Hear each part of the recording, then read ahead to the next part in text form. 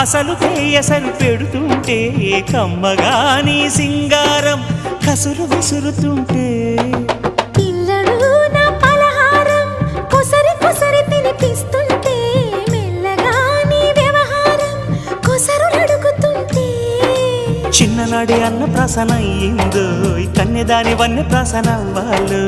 అమ్మ చేతి గోరు ముద్ద తిన్నాను అందగాడి గోటి ముద్ర కావాలో